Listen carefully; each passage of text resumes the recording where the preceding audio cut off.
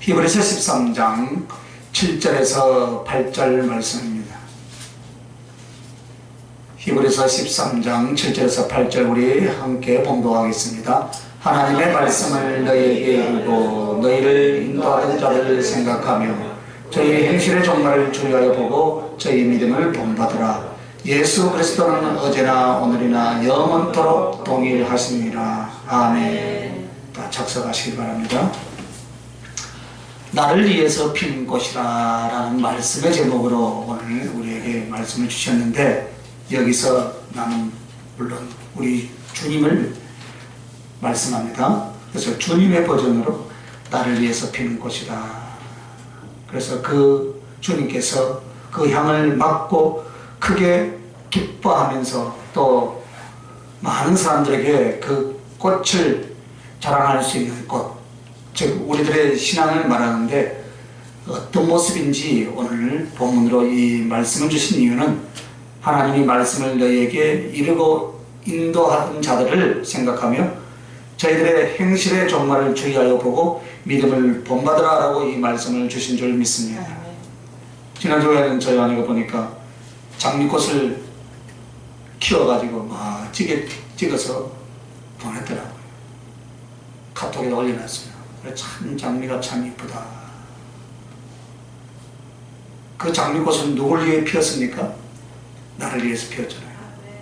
오늘 주님은 십자가에서 저와 여러분을 구속의 은총으로 구속해 주시고 십자가의 은혜로 지금까지 붙들어 주시면서 당신은 우리에게 아름다운 꽃이 피기를 원하신 줄 믿습니다. 그래서 그 꽃만 피는 것이 아니라 꽃이 피고 나면 열매를 맺기를 원하신 줄 믿습니다. 그래서 오늘 이 사람들의 오늘 이 성경에 나온 인물들을 바라보면서 너희들이 이 사람들처럼 살아라 라는 거예요. 할렐루야. 그래서 그들의 언행, 그들의 중심, 그들의 충성, 그리고 하나님께서 그들에게 복을 주시고 은혜를 베풀어 주셨고, 그리고 그들의 마지막 결말들, 이것들을 자세히 주의해서 보고 본받고 따르기를 권면하는 말씀인 줄 믿습니다. 그래서 그 사람들을 세 사람을 오늘 증거해 주셨어요. 모세, 바울, 또 베드로, 이 세 사람을 우리에게 증거를 해 주셨는데, 오늘 이 사람들의 신앙을 우리가 잘 살펴보면서 여러분도 신앙생활 할 때 이 사람들을 본받아갈 수 있는 지혜가 여러분에게 있기를 예수님의 이름으로 축원합니다. 자, 오늘 이 세 사람들의 신앙의 모습이 곧 주님을 위해서 피는 꽃인데, 어떤 꽃이며 너희들도 그런 꽃이 되라라는 그런 말씀인 줄 믿습니다. 그래서 첫째는 모세입니다. 모세를 증거하면서 모세는 믿음에 대해서 우리에게 소개하시려고 합니다. 모세라는 사람은 물론 이 다른 부분에서도 탁월하고 또 할 수 있지만, 오늘은 우리 주님께서 어느 부분에서 말씀하시고자 하냐면 믿음 부분을 말씀하시고자 한다. 그래서 히브리서 11장 27절 보시기 바랍니다. 25절부터 모세는 주님을 위해서 피어난 꽃이었는데 그가 날리는 향기의 모습은 가장 두드러진 것이 믿음이었어요. 자, 히브리서 11장 25절 27절 함께 봅니다. 도리어 하나님의 백성과 함께 고난받기를 잠시 제약의 낙을 누리는 것보다 더 좋아하고 그리스도를 위하여 받는 능력을 애굽의 모든 보화보다 더 큰 재물로 여겼으니 이는 상 주심을 바라봄이라. 믿음으로 애굽을 떠나 임금의 노함을 무서워하지 아니하고 곧 보이지 아니하는 자를 보는 것 같이 하여 참았으며. 할렐루야. 여기서 모세의 믿음과 모세의 삶에 대해서 잘 설명하고 있습니다. 물론 이 출애굽기에 보면 모세에 대한 많은 기록이 있고 또 성경 전체에 보면 모세에 대한 기록이 많이 있습니다. 그런데 가장 핵심적인 내용이 방금 읽었던 내용이에요. 자, 27절 한번 더 읽어볼까요? 믿음으로 애굽을 떠나 임금의 노함을 무서워 아니하고 곧 보이지 아니하는 자를 보는 것 같이 하여 참았으며. 할렐루야. 여러분, 하나님은 안 보이니까 어떻게 합니까? 자기 마음대로 할 수 있죠. 그죠? 여러분이 신앙생활 하면서 자기의 생각대로 할 수 있습니다. 그런데 그런 사람은 믿음이 없는 사람인 것 같아요. 그죠? 하나님은 보이지 않고 만져지지 않지만 그 인격과 존재에 있어서 실존하고 함께 계신 것을 보지 않고도 사랑하는 것이 진실한 믿음인 줄 믿습니다. 그래서 모세를 오늘 칭찬하신 것은 무엇입니까? 보이지 아니하는 하나님. 우리의 생각으로는 언제나 불로 강림하시고 갖가지 행상으로 오셔서 어떻게 합니까? 모세야 모세야 이렇게 부르실 것 같지만은 그것은 아니다 이 말입니다. 하나님의 강림, 그것도 그 영광의 끝자락을 겨우 체험했을 정도입니다. 즉 주님의 부활하신 영광의 모습을 본 것이 아니다 이 말입니다. 그러나 성경은 모세가 하나님을 대면하여 보았다라고 그렇게 말을 합니다. 그런데 성경을 여러분 잘 읽어보시기 바랍니다. 하나님을 본 자는 즉사한다 그랬어요.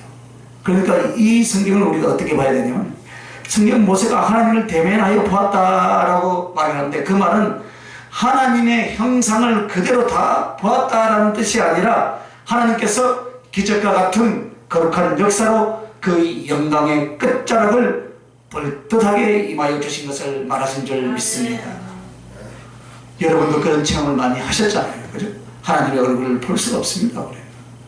그럼에도 모세는 어땠습니까? 누가 봐도 하나님이 직접 곁에 계셔서 귀로 듣고 마음으로 믿고 눈으로 보는 사람처럼 행하신 줄 믿습니다.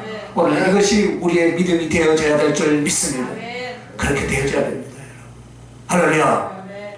그래서 모세가 살던 영적인 환경보다는 우리는 훨씬 더 좋은 환경에서 살지 않습니까? 그죠? 여러분 성경책 요즘 안 들고 다녀도 돼요. 그죠? 휴대폰에 다 있잖아요. 얼마나 좋은, 그래서 언제든지 성경을 우리는 볼 수가 있어요. 그죠?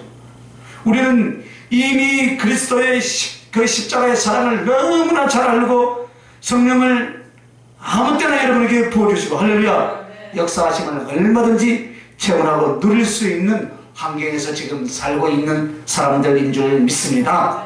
그러면 영적인 환경에 있어서, 인생 실제의 환경에 있어서 여러분과 나는 모세보다 더 나은 사람입니까? 못한 사람입니까? 대답을 안 하시네요. 훨씬 더 복을 받은 사람이다 이 말이에요. 훨씬 더 복을 받은 사람이에요.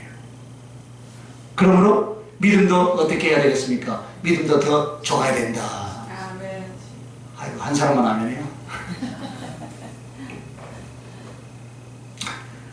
여러분 성경에 모세가 나오니까 여러분 모세는 대단한 사람으로 아는데 모세도 성경이 우리와 똑같은 사람이라. 그 사람도 우리처럼 연약하고 부족하고 넘어지고 실수하고 엎어지고 다 그래 한 그런 인간이란 생각을 여러분 안 하고 있는 줄 모르겠습니다. 그도 고민할 줄 압니다. 그도 넘어지기도 합니다. 아멘. 범죄할 줄 아는 나 같은 연약한 자라는 사실을 여러분 기억하시길 바랍니다. 그래서 그를 들어 쓰신 주님은 그의 믿음을 보고 들어 쓰신 줄 믿습니다. 그래서 믿음 중에 어떤 부분이었습니까 여러분? 오늘 27절에 말씀했잖아요. 보이지 않는 자를 어떻게 하셨다고요? 보이는 자같이 하라 하셨다. 우리 개혁주의 우리 교단에서는 합동교단에서는 호람되오라. 하나님 앞에서 언제나 우리는 하나님의 면전에서 우리의 인생의 삶을 산다는 것을 반드시 기억할 수 있기를 예수님의 이름으로 축원합니다. 그래서 믿음의 가장 본질적인 중요성, 큰 믿음은 보이지 아니하는 하나님을 보는 것 같이 어떻게 해요? 섬기는 것이다. 할렐루야. 그것이 믿음이다. 그래서 오늘 이 모세는 믿음의 그 큰 믿음을 우리에게 보여주시는 것입니다. 그래서 여러분 우리가 무엇을 하려고 할 때도 어떻습니까? 그래 나를 지금 누가 보고 계시는가? 주님이 보고 계시고 지금 주님이 여기에 계시는데 그렇게 마음을 가지고 행하시길 바랍니다.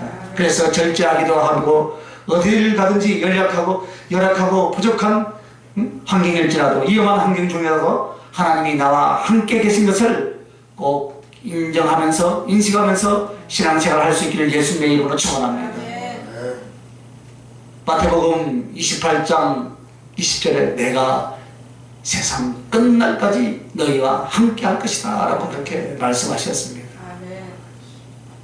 그 말씀을 믿으시기 바랍니다. 그 말씀을 믿으시기 바랍니다.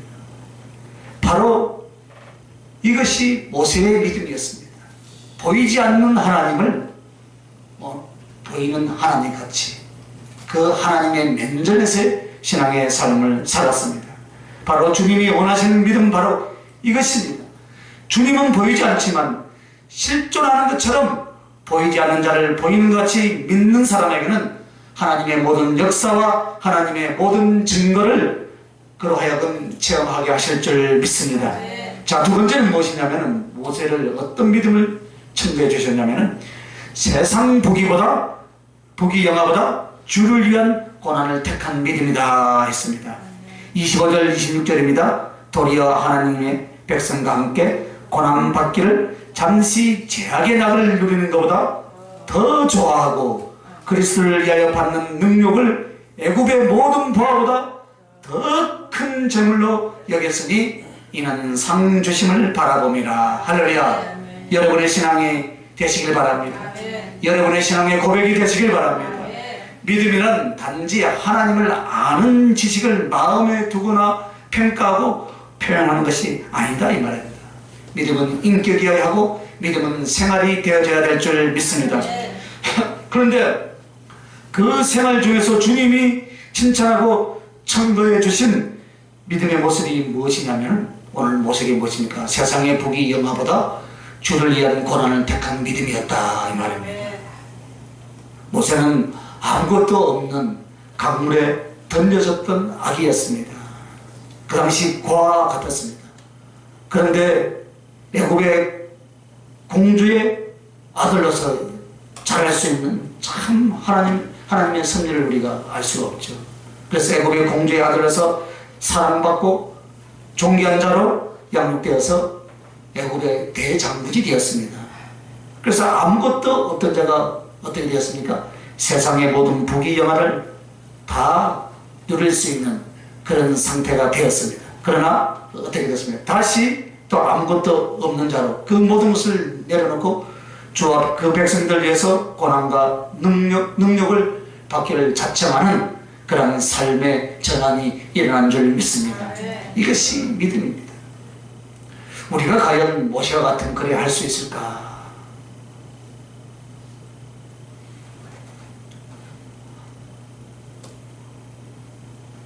할 수 있을 것 같아요. 물질이 더 좋은 것 같죠? 세상 부귀영화가 더 좋은 것 같죠? 그죠? 우리가 허덕이고 헤매는 이유가 무엇입니까? 하나님의 사랑과 하나님의 그 진리의 깊이로 잘 못 들어가는 이유가 무엇이냐면 하나님으로 인하여서 부귀영화를 사모한다 이 말입니다. 하나님을 인하여서 물질, 하나님을 인하여서 평강을, 하나님을 인하여서 어떤 누림을, 하나님을 인하여서 행통, 이것만을 생각을 합니다. 그리고 그런 은혜나 그런 역사가 많이 일어나야만이 진정 하나님께서 나를 사랑했고 축복해 주셨다라고 그렇게 간증하는 사람들 우리가 많이 보지 않습니까? 아닙니다. 우리에게 주님이 하신 일은 무엇입니까? 주셨던 세상의 복일지라도 그리스도를 위하여서 복음을 위하여서 능히 그것을 내려놓을 줄 아는 그 사람, 이 사람이 믿음이 큰 사람인 줄 믿으시면 아멘. 그래서 오늘 모세를 택한 거예요. 모세가 얼마든지 바로의 공주의 아들로서 왕궁에서 살아갈 수가 있었습니다. 그러나 그것을 다 내려놓고 주와 복음을 위해서 자기 한 몸을 불사른 줄 믿습니다. 물론 우리에게 있는 것들을 모든 것을 다 내어놓으라는 것은 그런 이야기는 아닙니다. 그래서 이 모세를 들어서 말한 것은 왜 그러냐면 그는 최고의 부자였고 최고의 능력과 건설을 가졌으며 큰 지혜를 가질 수 있는 사람이었음에도 불구하고 어떻겠습니까? 그것이 죄악의 낙, 세상의 낙으로 그것을 기꺼이 다 내려놓았다 이 말입니다. 오늘 우리들도 그렇습니다. 우리는 경제적인 삶을 누리지 않을 수가 없습니다. 또 세상에 살고 있으므로 어떻습니까? 내 육체나 마음이 세상의 것들을 필요로 합니다. 그리고 또 누리기도 해야 됩니다.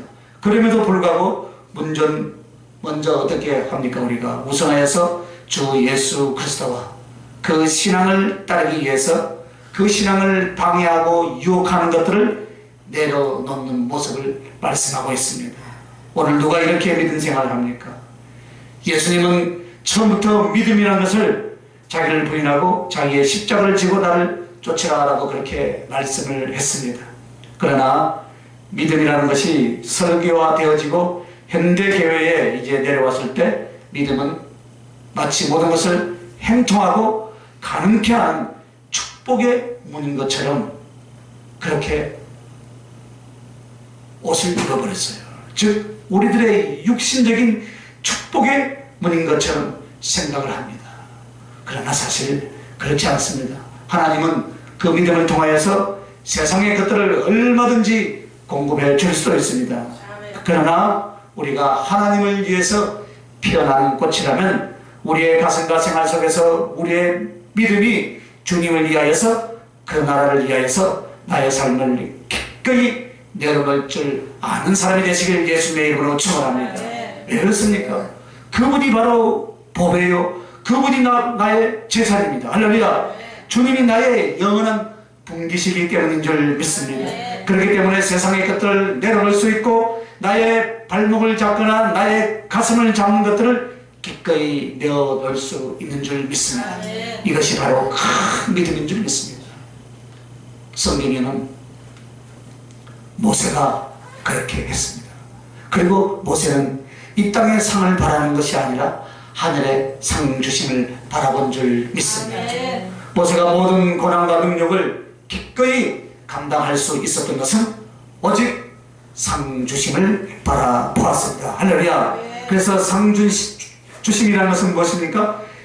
이 땅에서 받는 칭찬이나 이 땅에서 일어나는 어떤 성령의 역사, 하나님의 행하신 그런 것들을 말하지 않습니다. 여러분은 항상 거기에 표준을 두지 마시길 바랍니다. 우리가 이 땅에서 하나님께 받은 것들은 아주 작습니다. 또 주실 수도 있지만 거두가심으로 말미암아 하나님의 뜻을 이룰 수도 있더라 이 말입니다. 예를 들어서 여러분들에게 큰 물질을 맡길 수도 있습니다. 그러나 그 물질을 거두어 가심에도 하나님을 경외하는 모습을 세상에 증거하고 싶다면 그렇게 하시길 바랍니다. 욥을 그렇게 하셨습니다. 욥을 다 거두어 갔잖아요. 그래도 욥은 하나님을 욕하지 않았습니다. 하나님을 원망하지 않았습니다. 그럴 때 결국은 어떻게 했습니까? 이런 거에 2배로 하나님이 되돌려 준 줄 믿습니다. 그러므로 이 땅에서 받고 이 땅에서 모아두는 것들로 하나님께서 내게 얼마나 상을 주시고 칭찬하는가, 이 평가를 절대 할 수 없는 줄 믿습니다. 그래서 상 주심을 바라본다라는 것은 주님의 가슴 속에 나에 대한 사랑과 칭찬을 기대하며 어떻게 합니까? 그 사랑과 칭찬을 하나님 나라에 갔을 때 주신 그 신령하고 거룩한 복들을 말하는 것인 줄 믿습니다. 그래서 그것은 영원하고 완전한 것입니다. 그것은 나의 영원한 생명 동안에 충분히 받고 누릴 거룩한 영광의 상급인 줄 믿습니다. 지혜로운 자는 어떻게 합니까? 그것을 바라보며 이 세상에서 어떤 고난과 아픔도 기꺼이 감수하고 능력도 감수하고 궁핍도 감수하고 아픔과 어려움도 다 인내하면서 나아갈 줄 믿습니다. 그렇게 되시길 바랍니다. 오늘 우리의 믿음은 어떻습니까? 오로지 주님을 바라보기 때문에 주님께서 나를 위하여서 예비하신 하나님 나라와 그 영광을 바라보기 때문에 기꺼이 즐거움으로 참고 있는 줄 믿습니다. 보지 못하나 말할 수 없는 기쁨으로 주님을 사랑하고 주님을 믿고 있는 줄 믿습니다. 나의 모든 것을 기꺼이 포기하고 던지면서 예수 그리스도를 보배로 삼기 때문에 그것을 기뻐하고 인내하면서 오늘 이 시간까지 이 자리에 오신 줄 믿습니다. 주님을 위해서 피어난 꽃, 바로 믿음의 꽃은 바로 이와 같은 가슴과 이와 같은 생활이라고 그렇게 말씀을 하셨습니다. 모세의 믿음이 여러분의 믿음이 되시길 바랍니다. 자, 두 번째는 이제 바울을 청구하셨습니다. 바울은 소망에 대해서 말씀을 하고 있습니다. 물론 바울에 대해서 여러 가지 말씀이 있겠죠. 그런데 바울의 소망의 모습은 주로 빌립보서 3장에 나옵니다. 물론 바울의 사랑과 그의 행적들은 그의 서신서나 사도행전에 많이 나옵니다. 빌립보서에서 또 그의 신앙 고백이 나오죠. 물론 성령의 감동으로 성경이 되어지고 또 주신 말씀이지만 그의 가슴 속에, 그의 결단 속에 항상 살아가는 모습을 표현하고 있는데, 가장 그의 아름다운 그의 소망은 빌립보서 3장 그리스도를 얻기 위하여서 모든 것을 배설물로 버렸다 했습니다. 우리는 너무나 당연하게 예수님이 내 안에 계시고 내가 이미 구원을 받았다고 장담을 합니다.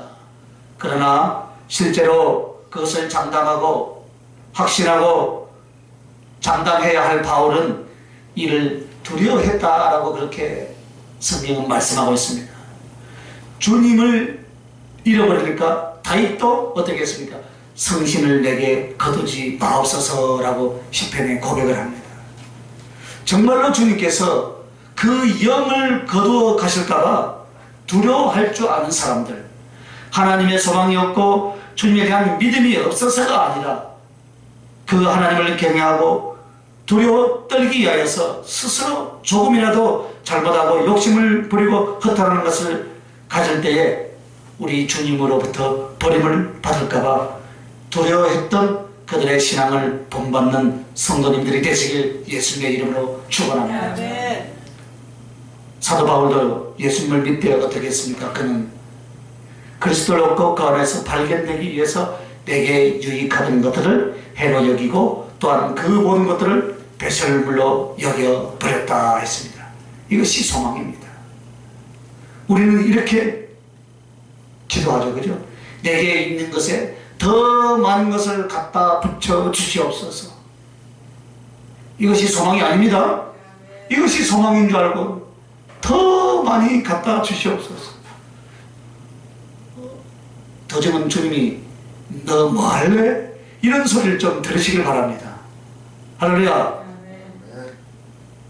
우리가요 세상도 누리고 주님과 그 나라도 함께 누리는 것이 소망이 아닌 줄 믿습니다. 교회는 마치 피곤에 지친 사람들을 위로하는 장소나 세상에서 어떻게 행통하게 잘 살 수 있는 방법의 지혜를 가르쳐 주는 것이 아닌 줄 믿습니다. 물론 위로는 하나님이 하십니다. 그러나 하나님의 말씀을 빙자하여서 일어나 거짓 평안을 축복할 수가 없다 이 말입니다. 하나님의 말씀과 하나님의 뜻을 때로는 찌르는 칼처럼, 때로는 하늘의 만나처럼 하나님은 우리에게 주십니다. 다만 우리는 그 하나님을 경외하는 백성은 주님 앞에 나올 때마다 그 말씀을 통하여서 하나님의 뜻을 따르려는 의지와 믿음을 보여야 할 줄 믿습니다. 그런데 이 사도 바울은 신앙생활 처음부터 마지막까지 그는 소망으로 살았습니다. 그가 가졌던 것은 너무나 큰 것이었습니다. 세상 학문을 다 섭렵했던 사람입니다. 그리고 그 지위라든가 그 모든 것들이 보장이 되어 있습니다. 그리고 로마 시민권까지 가지고 있었던 유대의 랍비로서 그는 어디를 가든지 존경과 또 물질을 따를 수가 있었습니다. 그리고 지금도 그렇게 할 수가 있었습니다. 그러나 그는 그런 유혹에 대하여서 과감하게 다 배설물로 여기서 던져버리신 줄 믿습니다. 우리가 가끔 환상이나 꿈에 보면은 화장실을 보았다는 이런 상담을 많이 듣습니다. 그죠? 화장실에서 볼일 보는 배설물에 대한 이야기가 나옵니다. 이것은 성경이 바로 이 이 이야기를 성령께서 가르쳐 주신 거예요. 배설물을 버렸다.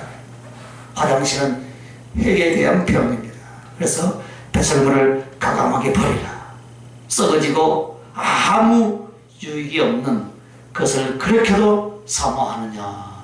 그래서 화장실이나 배설물에 대한 표현이 여러분의 꿈이나 환상 중에 보여주신 것은 바로 이 말씀을 인용하신 줄 믿습니다. 그래서 바로 사도 바울의 가슴에는 세상의 그 값진 것들이 예수 그리스도를 얻고 그 안에서 발견되기 위해서라면 과감하게 아무것도 아니게 그냥 그 가슴에 여겨졌고 던졌다, 그 말입니다.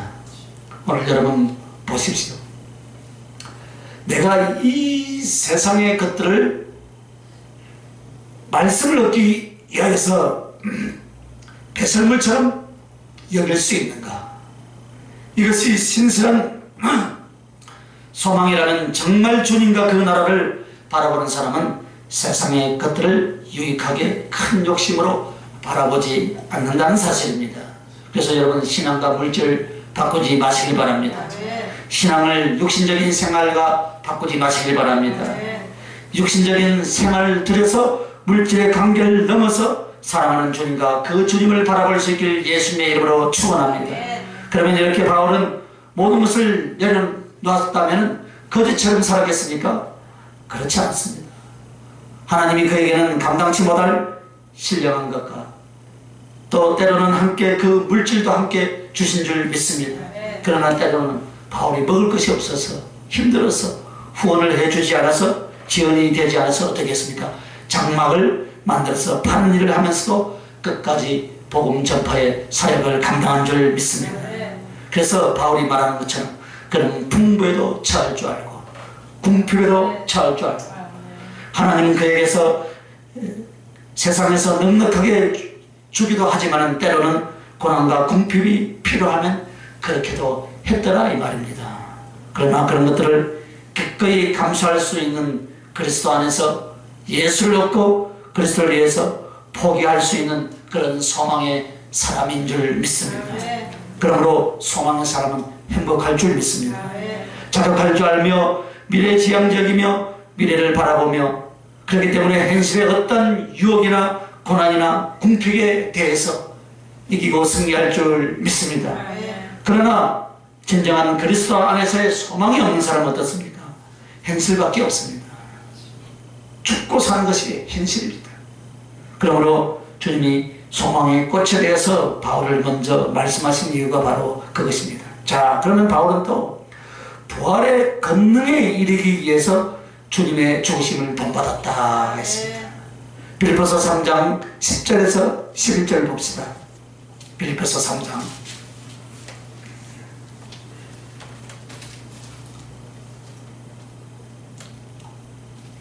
내가 그리스도와 그의 부활과 그의 고난의 참여함을 알려하여 그의 죽으심을 본받아 어찌하든지 죽은 자 가운데서 부활에 이르려 하노니. 이 말씀은 그가 사는 동안에 가장 소망했던 것이 부활에 참여하는 것입니다. 부활. 바울과 같은 사도가 그리스도의 부활과 권능에 참여하기 위하여서 나는 그리스도의 죽으심을 본받는다라고 말했다면 우리도 그래야 할 줄 믿습니다. 우리는 너무 쉽게 오늘 현대 교인들은 그렇게 이 부활을 그저 얻으려고 생각합니다. 주님의 고난과 죽으심은 무엇입니까? 기꺼이 세상을 내려갈 줄 아는 것입니다. 기꺼이 자기의 생명을 포기할 줄 아는 것입니다. 진리와 하나님을 위해서라면 죽음을 각오하는 그 모습이 바로 주님의 고난과 죽으심, 곧 그것을 알기 위해서 부활에 이른다 했습니다. 그래서 여러분, 이런 사람들, 이런 삶의 실제의 기회가 여러분에게 주어진다면 여러분은 어떻게 하겠습니까? 기꺼이 생명도 나의 모든 것도 죽음을 향하여서 십자가를 향해서 던질 수 있는 그런 가슴의 사람들이 되시길 예수님의 이름으로 축원합니다. 그래서 몸이 아프면 우리가요 건강이 얼마나 중요한 줄 알듯이 사도 바울도 마찬가지입니다. 죄인으로 타락된 그 영혼과 사람이 얼마나 고달프고 얼마나 힘든지 괴로운지 그는 로마서 7장에 잘 설명하고 있습니다. 아픈 탄식으로 말하고 있습니다. 육체의 연약함과 사람들과 함께 살면서 그래 이것이 죄로구나. 그래 죄란 결국 그 인격과 그 삶이 이하같구나. 그러면서 많이 고통하고 괴로워합니다. 그러나 자기 자신 속에 그렇게 은혜를 받고 부활하신 주님까지 만났음에도 불구하고 성령이 그렇게 자기를 주장해 줄지라도 한쪽에서는 어떻겠습니까? 하나님의 뜻대로 살고자 하나 또 한쪽에서는 자꾸만 육신과 죄가 자기를 잡아당기는 것입니다. 그래서 그 갈등, 그 고통, 그 번뇌, 거기서 그가 도달한 것은 무엇입니까? 살아생전에는 성령께서 자유하게 하시고 생명을 주셨으며 이제는 우리가 주님께서 오실 때 사람들뿐만 아니라 이 세상 모든 피조물들이 그 썩어짐으로부터 자유케 되는 그날을 소망하고 있다. 그렇게 로마서 8장은 이렇게 고백을 하면서 쭉 이어지고 있습니다. 오늘 여러분 바로 그것입니다. 정말 우리들은 그리스도와 부활 영생하는 그날을 얼마나 그리워하고 사모합니까? 그것을 얻기 위해서 어떤 수고와 어떤 투자를 하고 있습니까? 마치 하나님의 은혜 성경에 나와 있는 진리를 그냥 흐르는 물처럼 내게 임할 줄 압니다. 그러나 사실 그렇지가 않습니다. 대가를 치러야 됩니다. 값을 치러야 됩니다. 사모해야 됩니다. 그리고 해야 될 줄 믿습니다. 그래서 여러분 주님의 조심을 본받는 신앙, 그런 신앙이 되시길 예수님의 이름으로 축원합니다. 그리고 사도 바울은 오직 표대를 향해서 달려갔다 했습니다. 빌립보서 3장 14절입니다. 표대를 향하여 그리스도 예수 안에서 하나님이 위해서 부르신 부름의 삶을 위하여 쫓아가노라 했습니다. 여러분 가슴속에 주님의 상 주심을 바라보시길 바랍니다. 그래서 내가 지금 이 고난, 이 수고, 이 충성, 이 사랑, 이 인내를 통하여서 하나님의 주실 상을 바라보며 달려가시되 표대를 정할 수 있길 예수의 이름으로 축원합니다. 우리의 궁극적인 표대는 주님이십니다. 그리고 하나님 나라입니다. 그래서 내가 가장 가까이 둔 표대가 있다면 주님을 위하여서 지금 이 땅에서는 내가 어떻게 살겠다. 이것인 줄 믿습니다. 그래서 비가 오나 눈이 오나 바람이 불더라도 어떻게 합니까? 내 가슴 속에 항상 세워놓고 그 표대를 향해서 달려갈 수 있길 예수님의 이름으로 축원합니다. 이것이 바로 소망의 사람인 줄 믿습니다. 이 사도 바울은 이 소망을 가졌습니다. 인생은 목표가 아닙니다. 여러분. 생활은 여러분의 표대가 아닙니다. 그리스도 예수, 그리스도의 나라, 그를 위하여서, 그를 위해 살기 위하여서 만들어질 내 영혼의 모습과 내가 주님 앞에 만들어질 내 삶의 신앙의 상태, 이것이 바로 표대가 되어져야 될 줄 믿습니다. 그러므로 그 표대를 바라보고 그 표대를 붙드는 그 순간까지 나는 태워지고 소멸되어지고 만들어지고 훈련되어지어 가는 줄 믿습니다. 그러므로 내 생활이 표대인 것처럼 현재의 삶이 표대인 것처럼 사는 사람들은 바로 소망이 없는 그리스도인 줄 믿습니다. 그래서 우리의 소망은 이 땅의 이 삶의 것보다 훨씬 더 고상하고 영원한 주님과 그 나라, 그리고 그 주님 앞에 만들어질 나의 영혼의 모습이 되어져야 될 줄 믿습니다. 이것이 바로 상주심을 바라보는 소망 있는 바울의 모습입니다. 오늘 여러분이 아무리 열악한 환경과 아픔과 어려움이 와도 주님을 바라보는 소망의 불을 끄지 마시기를 바랍니다. 이제 마지막으로 베드로를 청구했습니다. 모세는 무엇이었습니까? 믿음이었습니다. 바울은 무엇이었습니까? 소망이었습니다. 그럼 베드로는 무엇이겠습니까? 사랑이겠죠. 할렐루야. 사랑. 베드로를 통해서 사랑 부분을 말해주셨어요. 여러분, 바울이 주님을 더 사랑하지 않았겠습니까? 모세가 더 주님을 사랑하지 않겠습니까? 그런데 참 우리 주님이 성경을 기록해 놓고 보면 그 사람의 기질도 쓰시더라 이 말입니다. 그러니까 제가 혹시 성질이 급하다고 여러분 고약하다고 하지 마시길 바랍니다. 그것도 쓰신다 이 말입니다. 오늘 이 베드로가 성질이 급한 사람이에요. 할렐루야. 제 이야기 하니까 여러분 웃고 있어요. 베드로의 사랑에 대해서 주님은 어떻게 말씀하시냐면 사랑은 뜨겁게. 한번 따라해서 사랑은 뜨겁게. 사랑은 뜨겁게. 베드로전서 1장 22절 말씀입니다. 오늘 우리들이 이것을 본받으라는 거예요. 베드로전서 1장 22절 너희가 진리를 순종함으로 너희 영혼을 깨끗하게 하여 거짓이 없이 형제를 사랑하기에 이르렀으니 마음을 뜨겁게 피차 사랑하라. 할렐루야. 사람의 기질은 은혜를 받고도 이어진 줄 믿습니다. 다 없어지면요 그 사람은 천국 가 있어요. 그러므로 중심으로부터 나오는 기질을 만드는 것이 중요한데 부르는 큰 은혜를 받기 전부터 뜨거운 남자였어요. 할렐루야. 아주 화끈했다 이 말입니다. 주님 한마디 부르니까 되겠습니까? 자기의 배와 그물과 모든 것을 다 던져버리고 뒤도 돌아보지 않고 주님을 따른 사람이 바로 베드로인 줄 믿습니다. 이것이 화끈한 거예요. 이것이 화끈한 거. 몸을 다 던져서 주님의 부름 앞에 따릅니다. 이렇게 뜨겁게 시작하는 그것은 바로 그의 믿음과 사랑으로 결국 이어지게 되는데 방금 읽었던 베드로전서 1장 21절에 이렇게 하는 말합니다. 마음으로 뜨겁게 피차 사랑하자. 한번 따라합시다. 마음으로 뜨겁게 피차 사랑하라. 그리고 베드로전서 4장 8절 봅시다. 베드로전서 4장 8절 다 찾았으면 읽습니다. 시작. 무엇보다도 열심으로 서로 사랑할지니 사랑은 허다한 죄를 덮느니라. 열심으로 뜨겁게 사랑하라고 해요. 할렐루야.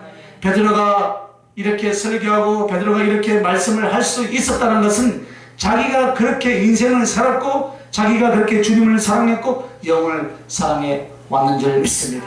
그렇게 했기 때문에 이렇게 고백을 하는 거예요. 네? 불같이 사랑하는 자에게는 여러분 유혹이나 심령을 비틀어지게 하거나 세상의 것들이 들어올 수가 없습니다. 악한 것들이 들어왔다가도 그 뜨거운 사랑의 열기에 다 태워질 줄 믿으시면 아멘. 할렐루야. 그래서 이 베드로는 모든 것을 다 버리고 모든 힘을 다해서 주님을 따라가고 주님을 사랑하게 되었습니다. 오늘 우리에게 있어서 사랑은 무엇입니까 여러분? 뜨겁고 열심을 내서 사랑할 수 있길 예수님의 이름으로 축원합니다. 그래서 주님은요 베드로에게 너가 나를 사랑하느냐 이렇게 묻습니다.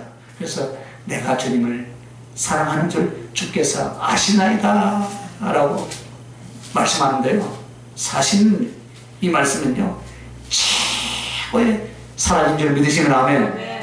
너무나 자신 있는 말이에요. 왜 이렇게 말했냐면요, 주님 조금 전에 얼마 전까지는 내가 정말 주님을 배반하고 도망갔던 허물이 있지만은 나 지금은 정말 주님을 사랑하신 줄 주님 아시지요? 할렐루야. 당당하게 이렇게 고백할 수 있길 예수님의 이름으로 축원합니다.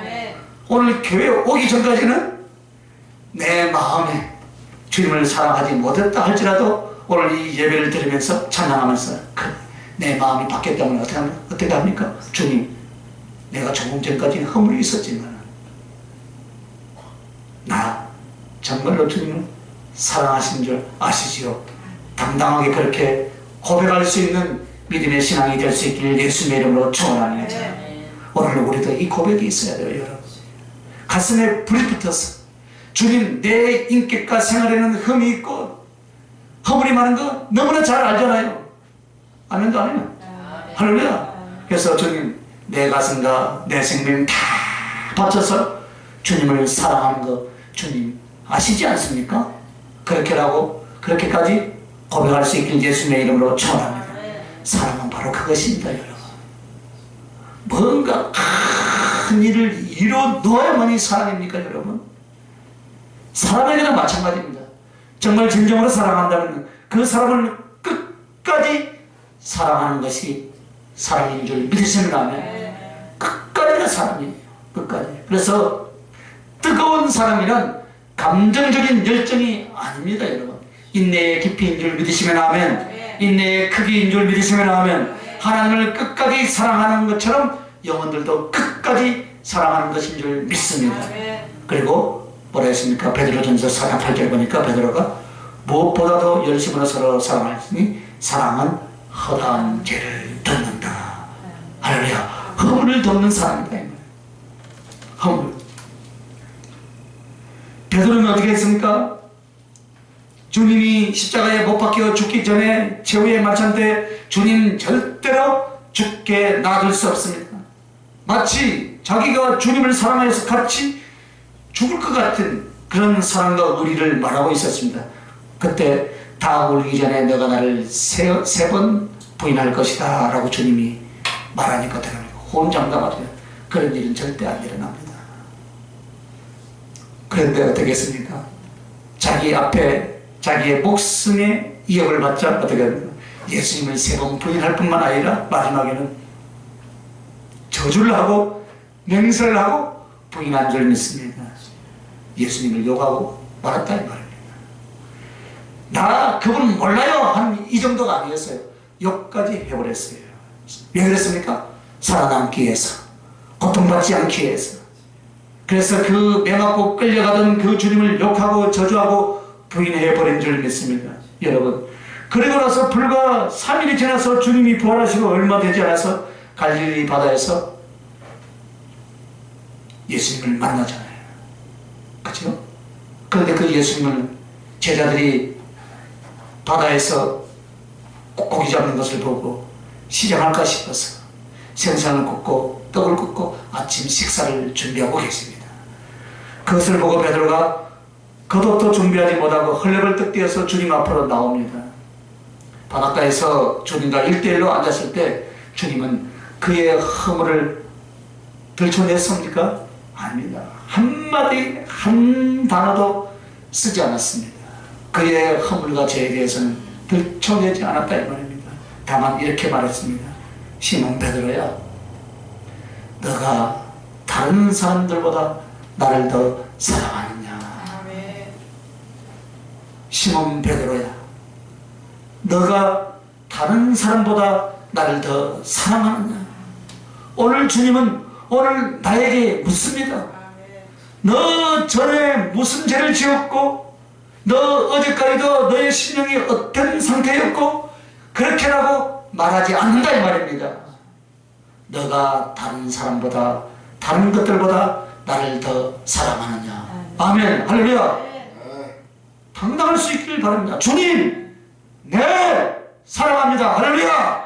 이 고백만 한다면, 네 사랑합니다 이 고백만 한다면요, 옛날에 어떤 허물 어떤 죄가 있을지라도 그 약함이 있을지라도 다 덮어주시면서 너는 나의 사랑하는 자다라고 그렇게 고백한 줄 믿으시길 바랍니다.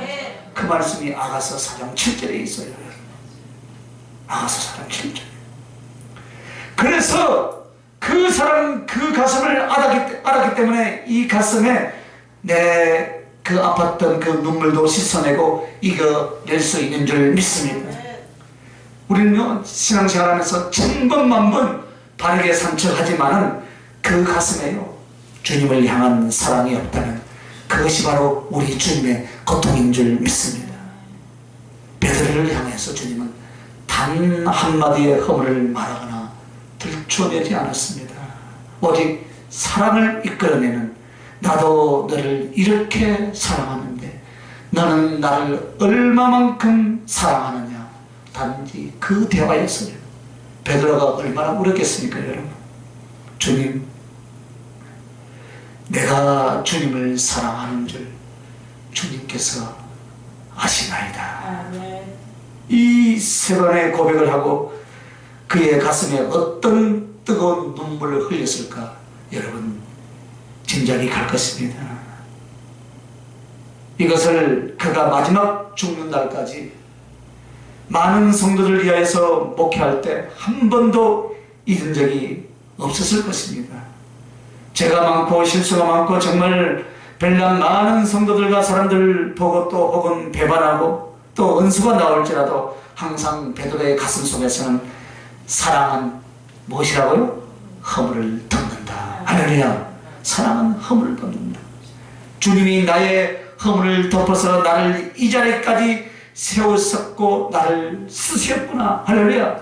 그러니까 에베네셀의 하나님이죠. 그는 그것을 잊지 않았습니다. 에베네셀의 하나님. 할렐루야. 시간이 있으면 참 찬양도 하고 싶구나. 에베네셀의 하나님. 그리고 그 우러나는 가슴 체험한 주님의 사랑을 가지고 성도들을 향하여서 열심을 다해서 사랑하자. 할렐루야. 사랑은 허다한 허물을 덮는다라고 그렇게 가르치고 설교하고 있는 줄 믿습니다. 오늘 우리들도 정말 그리스도의 사랑을 어떻게 알았습니까, 여러분? 흉악하고 깊은 죄악을 덮어주셨던 그 주님, 믿어서 구원받게 한 뒤에도 계속해서 범죄하고 내 멋대로 살아가는 나를 향하여서 사랑으로 덮어주신 그 주님, 그 주님의 사랑을 알았거든. 주님을 사랑하는 가슴으로 또한 여러분은 여러분의 가족과 여러분의 믿음의 형제들에게 뜨거운 사랑을 하시되 어떻게 해요? 허물을 덮어줄 줄 아는, 그 약함을 가려줄 줄 아는, 그 부족함을 채워줄 줄 아는 그 뜨겁고 열심을 다하는 사랑으로 들어갈 수 있길 예수님의 이름으로 축원합니다. 주님은 가장 아파하는 것이 믿음의 형제가 다른 형제들의 허물을 들춰내는 것입니다. 비난하고 평가하고 심판하고 흉보고, 이것은 사단의 마음입니다. 사단의 짓입니다. 사단의 짓을 하면 어디 가겠습니까? 회개하지 않으면? 나는 모르겠습니다. 그러므로 사랑의 이데알, 사랑의 크기는 바로 어떤 허물일지라도 내 가슴과 내 사랑으로 덮어줄 수 있다는 것입니다. 주님은 이 사람들을 사랑의 사람들로 보시는 줄 믿습니다. 주님의 용서해 주신 사랑, 감싸 안아주신 사랑 때문에 나도 다른 영혼들의 허물을 감싸고 그들의 약함을 붙들어주고 내 자신을 내어주면서까지 그들을 세우고자 하는 그 사랑, 내 몸을 불살라서라도 한 영혼을 세우기 위해서 선교지에 가서 그 핏땀을 흘리면서 선교하는 선교사들, 그 사람들의 사랑을 인정하시겠다라고 그렇게 말씀합니다. 이들이 바로 오늘 나를 위해서 피는 꽃, 곧 주님을 위해서 피는 꽃이다 라고 그렇게 말씀하고 있습니다. 그리고 충성을 위해서 드리는 사랑입니다. 갈릴리 바다에서 주님은 베드로에게 사랑을 확인했습니다. 네가 나를 사랑한다면 뭐라 했습니까? 내 양을 치라, 내 양을 먹이라 했습니다. 여러분, 하나님을 향한 충성은 그 본질이 딱 하나입니다. 그 본질은 영혼들을 사랑하고 영혼들을 구원하는 것인 줄 믿습니다. 그래서 주님을 사랑한다는 것이 무엇으로 나타납니까? 가슴의 열정으로 인하여서, 복음을 인하여서, 영혼들을 인하여서 충성으로 들어가는 줄 믿습니다. 할렐루야. 그래서 베드로의 사랑은 결국 그렇게 나타났어요. 다시는 주님을 부인하거나 배반하지 않았습니다. 그래서 우리는 알아야 됩니다. 우리의 사랑이란 생명을 걸고 주를 위하여서, 복음을 위하여서 내 자신을 바침으로 사랑을 증거하는 일인 줄 믿습니다.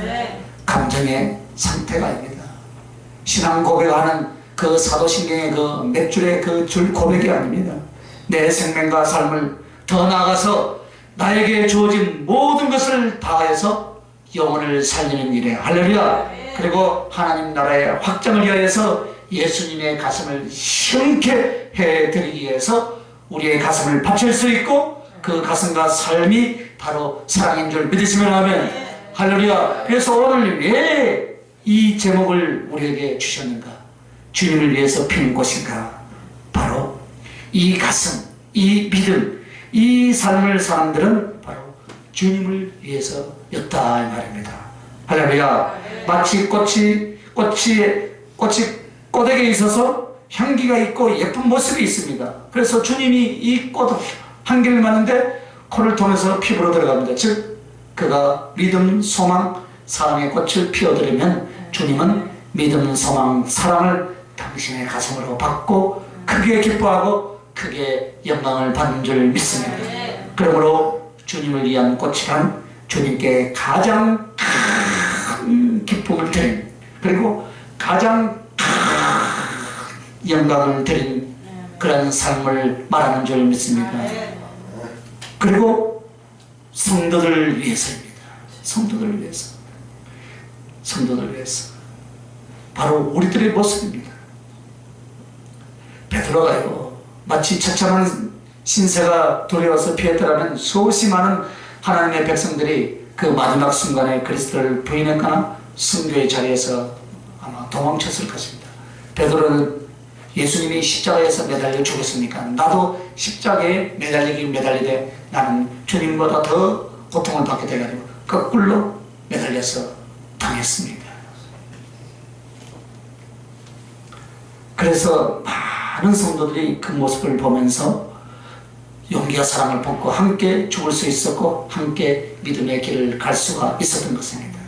오늘 우리들의 모습입니다. 여기 모세와 바울, 베드로를 보면서 우리의 가슴을 다하고 주님을 향하여서 우리의 신앙과 삶의 모습을 바르게 붙잡는 것처럼 이제 여러분과 내가 주님께 믿음, 소망, 사랑의 사람이 됨으로써 사람들이 그 꽃의 모습을 보고 그래, 이야 정말 아름다운 저 꽃처럼, 할렐루야, 정말 아름다운 우리 집사님처럼, 할렐루야, 정말 아름다운 우리 권사님처럼 그 모습을 보면서 나도 이 임마누엘 교회에 가야 되겠다. 나도 예수를 믿어야 되겠다. 나도 저 장로님처럼, 나도 저 어떤 권사님처럼, 나도 저 믿음의 형제처럼 그런 말들을 듣는 여러분들이 되시길 예수님의 이름으로 축원합니다. 그래서 이런 꽃은 세상을 향하여서 이 꽃이 피어나게 될 줄 믿습니다. 요한계시록 3장 9절을 보면요, 보라 사단의 해 곧 자칭 유대인이나 하나 그렇지 않고 거짓말하는 자들 중에 며칠 내게 주어 저희로 와서 내 발 앞에 절하게 하고 내가 너를 사랑하는 줄 알게 하리라 라고 했습니다. 빌라델비아 교회가 예수님의 칭찬과 사랑을 받습니다. 그들에게 말할 수 없는 핍박 중에 같은 하나님을 믿는다는 거짓 유대인들이 사단의 모임인데 이들이 얼마나 핍박을 했는지 모릅니다. 그런데 주님이 무엇이라고 하냐면 정말 그들도 몇 명이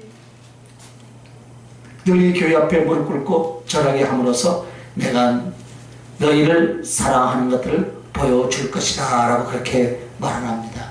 이 말이 무슨 말이냐면 우리가 세상 사람들에 대해서 꽃이 되는 것이 무엇이냐면 이 세상에 믿지 않는 그리스도, 믿지 않는 하나님, 그러나 그 하나님의 존재가 어떤 분인가를 그 하나님이 사람들을 어떻게 바꿔놓으면 그 하나님의 사람들은 그들의 인격과 삶 속에서 어떻게 하나님과 밀착되고 사랑과 진실을 보이는지 혹은 하나님의 능력과 역사를 보이는지 그것을 보이는 사람들이라 이 말입니다. 그렇게 변화된 사람들을 보고 세상 사람들이 그래 저 사람 같이 할렐루야. 그래서 여러분과 나는 세상에 대하여서 성경에는 빛이요 소금이라 라고 그렇게 하신 말씀이 바로 이 말씀입니다. 그렇게 함으로써 우리가 주님을 사랑하는 것을 보이고 주님이 우리 하나님의 백성들을 사랑하는 것들을 세상 사람들에게 보여주는 것입니다. 그래서 여러분과 나는 주님을 위한 꽃, 또 다른 성도들에게 보여줄 수 있는 꽃, 그리고 이 세상에 그리스도의 사랑을 증거할 수 있는 꽃이 되시길 예수님의 이름으로 축원합니다. 기도합시다. 영광과 존귀받기에 합당하신 아버지, 아무런 힘없이 목표 없이 신앙생활 하지 말고 주님을 위한 꽃으로 먼저 소개해 주신 모세와 바울과 베드로처럼 우리의 가슴에 우리의 믿음과 소망과 사랑이 그와 같기를 하나님 소망하나이다. 아멘. 또한 우리의 죽음도 그렇게 되길 원하나이다. 아멘. 그래서 주님께 가장 아름다운 향으로 드려진 꽃이 되게 하여 주시옵소서. 아멘. 그리고 많은 성도들과 세상에 보여줄 수 있는 꽃이 되게 하여 주시옵소서. 아멘. 주님의 이름으로 감사하고 기도하옵나이다. 아멘. 아멘.